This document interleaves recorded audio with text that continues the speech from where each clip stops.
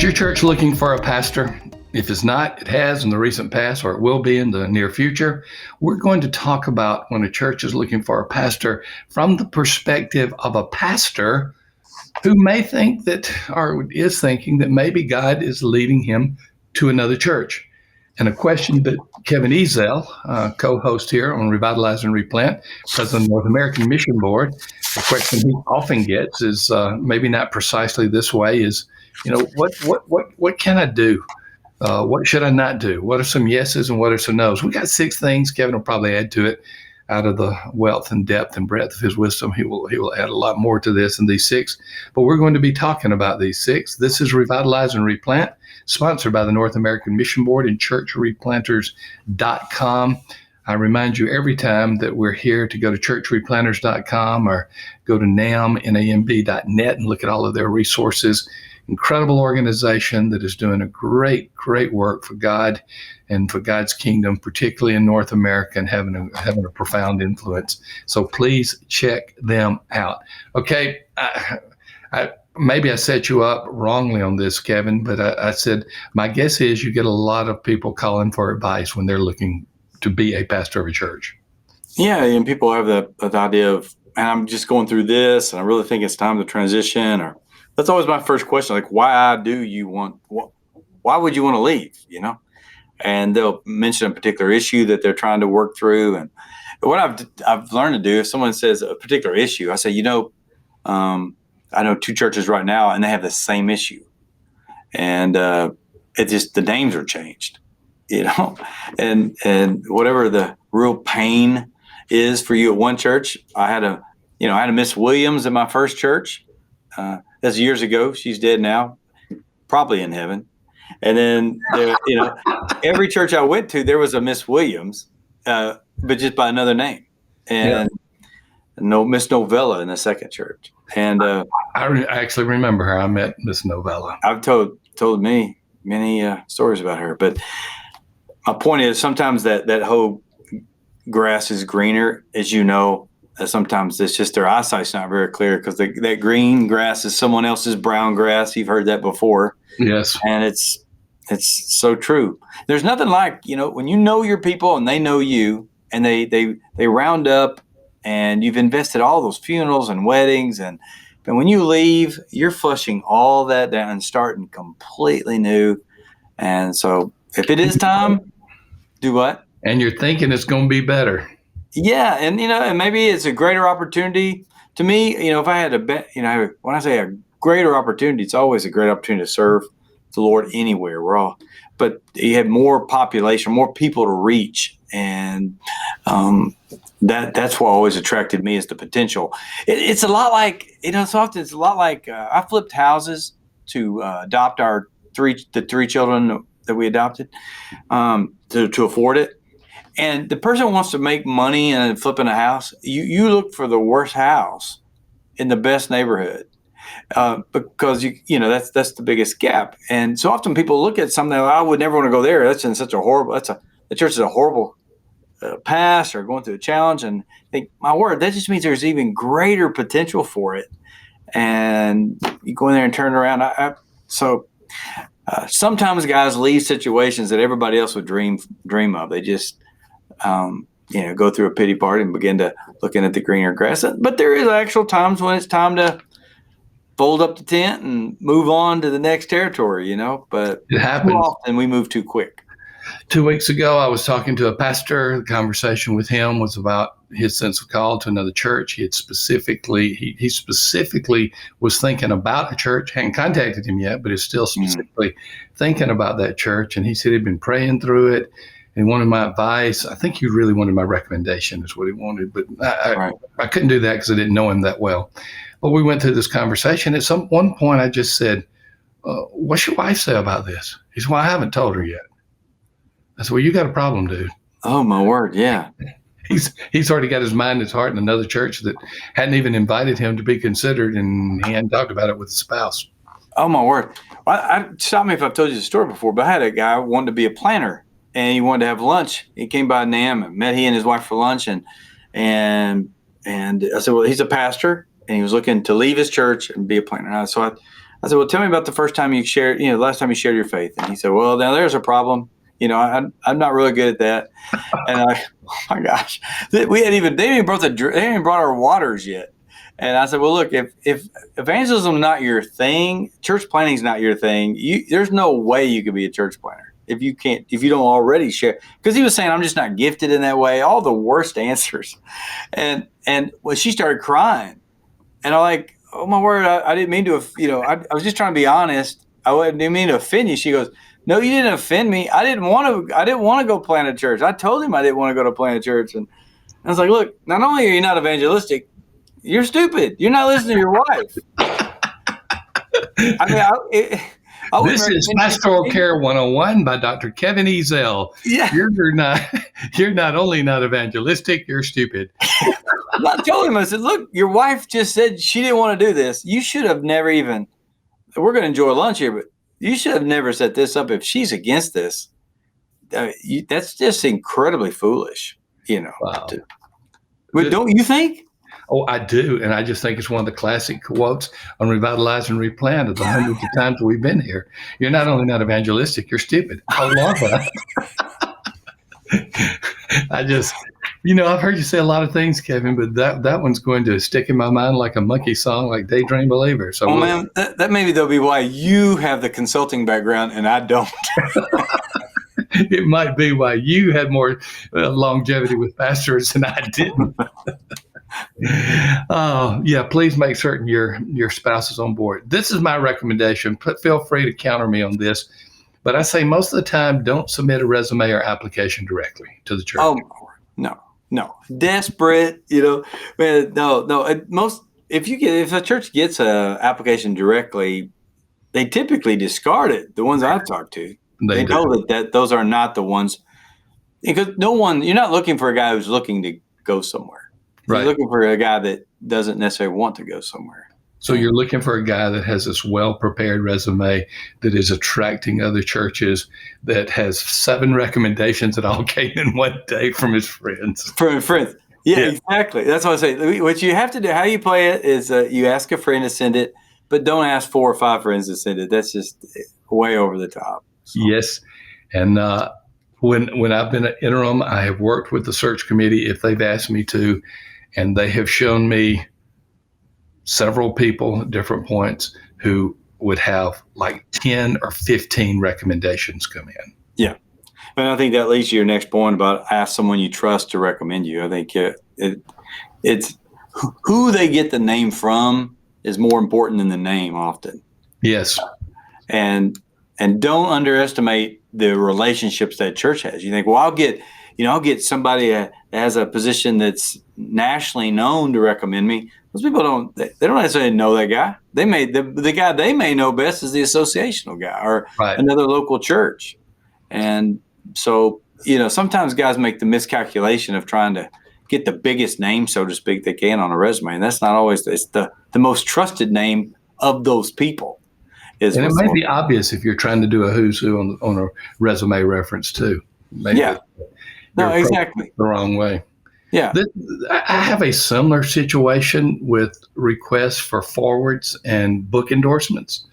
Right. Some people have this misguided notion, even if I was a well-known person, but not that I am, that my name on a forward or my name on an endorsement is going to sell a lot of books. I tell them, nobody buys a book for the forward. Nobody buys a book for the endorsement. They may look at it to make sure some decent people have said it's okay, but they buy it for the content. They buy it for how it's going to help them. Same thing with the church. They're going to find a pastor that they think is the right connection with them for the right reason. Right. Are you free to do forwards now? Are you? I think I'm okay on that. I don't know. That's a good question. I don't know. Better be careful with that, man. That's right. Could be in the wrong place. That might be a reverse. I just did a forward for Niyi Dunamot, who is our director of Church Answers Nigeria. I think it's self-published, so I think I'm okay. Yeah. Well, I do think there'd be some value, though. People think, hey, look, if this certain person thinks they're okay, then it's worth their consideration. So I think, Hey, Amy, y'all don't see Amy. I do. Amy, do you happen to know? You can nod yes or no. Do you happen to know the date that this podcast is going to be released? She's looking it up right now, and we'll see. Okay, yes, I'm free to do forwards.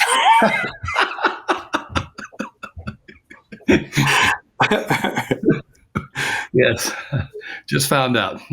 All right. Well, congratulations. Thank you. I'm not going to tell you what day we're recording this. I'm just going to say the day you get this, I'm free to do forwards. Um, get someone to evaluate your resume. Oh my goodness. What is on some resumes, grammatically, stylistically, content wise? What are you thinking? Well, no, it's absurd. And there's a couple things, and you may disagree with some of these. I mean, you're the PhD, I'm not. So, one is always put your spouse on there with you. I think that is a great move. It will help the photo. Yes. Typically, in all cases, there may be some exceptions. Yes. But two, I would always include. I'm amazed at how a color photo or something that has it stand out. If you're wanting to try to my degree is in psychology, so I'm always trying to psychologically. You're just drawn to color. Yes. And so I'd put your family. If you have kids, anything like that is a benefit. But I would do one that's appropriate. I wouldn't do it when you're at Waterworld. And I've seen resumes where you're thinking, what was this guy thinking? It's like, here's 5 ways not to get a church, send a picture in your bathing suit, and so I only mention it because I've seen it, Yes, I can't get the visual out of my mind. I have seen some of those resumes as well. So photo is one of them, and particularly put your spouse on there because that makes a statement in itself. What other recommendations do you have on resumes? How about length of resume? Yeah, the length and I think the clarity, the organization of it. I mean, it's amazing. If you're going to do it chronologically from the first year of ministry, make it so simple that they don't have to try to figure it out. And I always like the ones that start from the most recent and then go back in history instead of starting when you're in college. And then also, I would get somebody to look at it that loves you enough to be honest. Yes. And so, some guys want to list absolutely every place they've ever preached, which you just name dropping there. When it's actually a work experience, everybody has their different opinions. I just think you got to be real clear and then put references on there that people actually know you. And again, I don't think impressive names are what you're looking for is other people that can just really let them know who you are. And so this is about a 2-year-old story that I have. I got a reference contact from someone in the Northwest, and they said such and such has put you as a reference. We know who you are, Dr. Renner, they call me. Would you be willing to give a positive reference on this person? I said, I can't.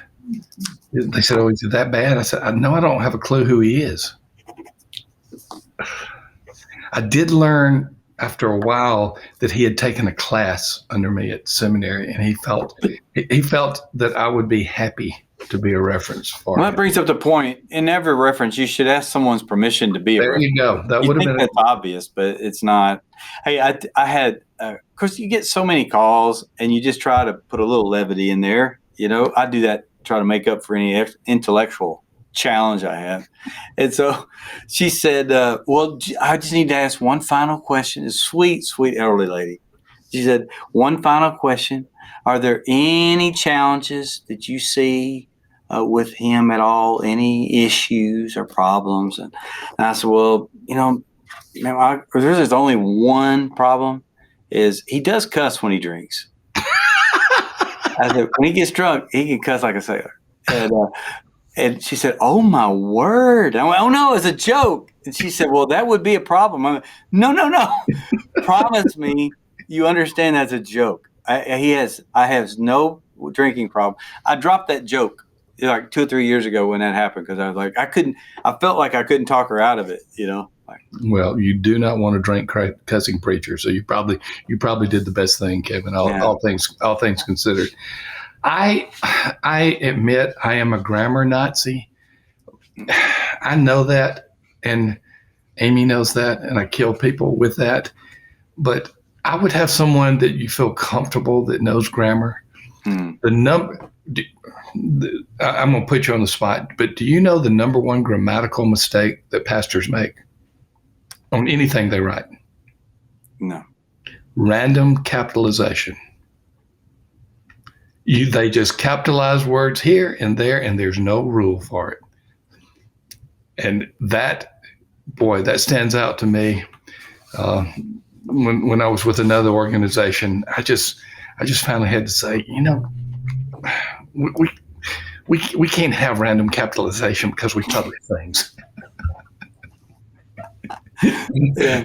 And so, but I can write forwards. Well, I do know that random capitalization is a huge problem in the Southern Baptist Convention. The family that I'm connected to. So, well, it's a big problem. Yeah, it's not a character flaw. It's just an oversight.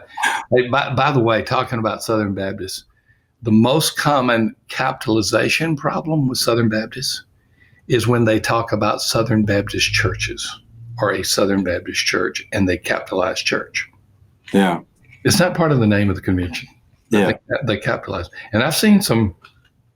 Well, I'm gonna stop there. But you're right, though. To have somebody proof it, and it doesn't have to be somebody in the, and you can have some professionals. My word, you can go to Kinko's and they can give you a good glance over and help you, and do it professionally. It doesn't cost that much to have these things printed in a way that's. And I found even on the better texture paper or something like that. But nowadays, you're emailing a lot of these to different people, but used to by mail, the different textures and all mattered.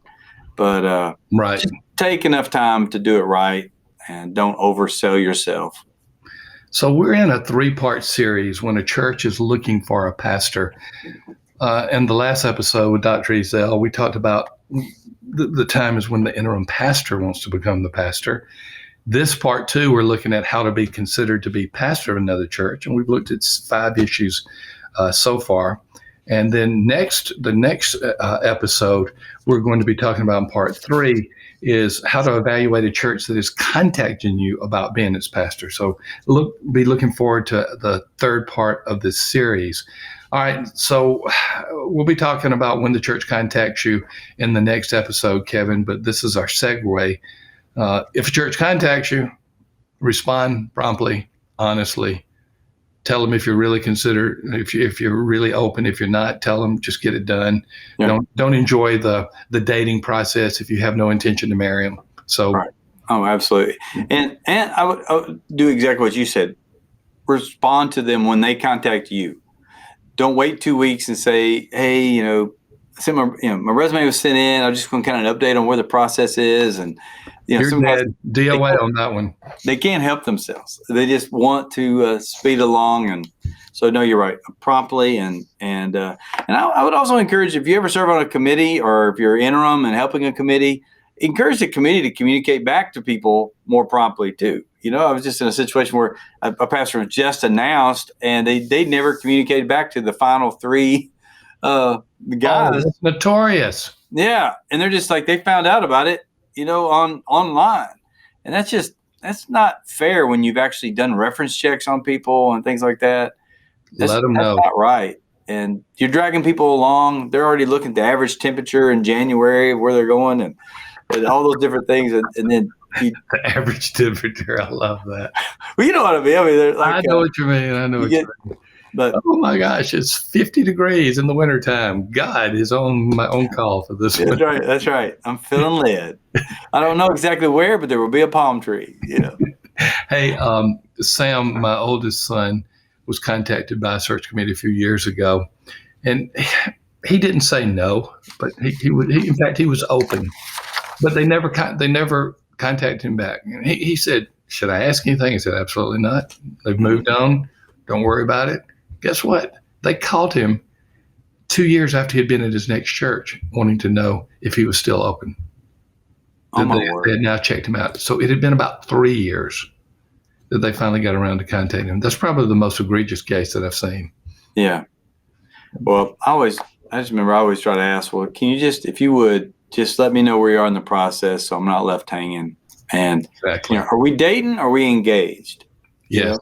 Because, exactly. they so often, because there would be times when you might be contacted by, it's hard to belong to someone else when the right one comes along. You want to make sure you know. We're staying with the song theme, Yeah, that's a bit of wisdom and a good country song by Kevin Ezell. She stole my heart and left that sucker flat. Yeah, exactly. All right, this is Revitalize and Replant. We're in a 3-part series.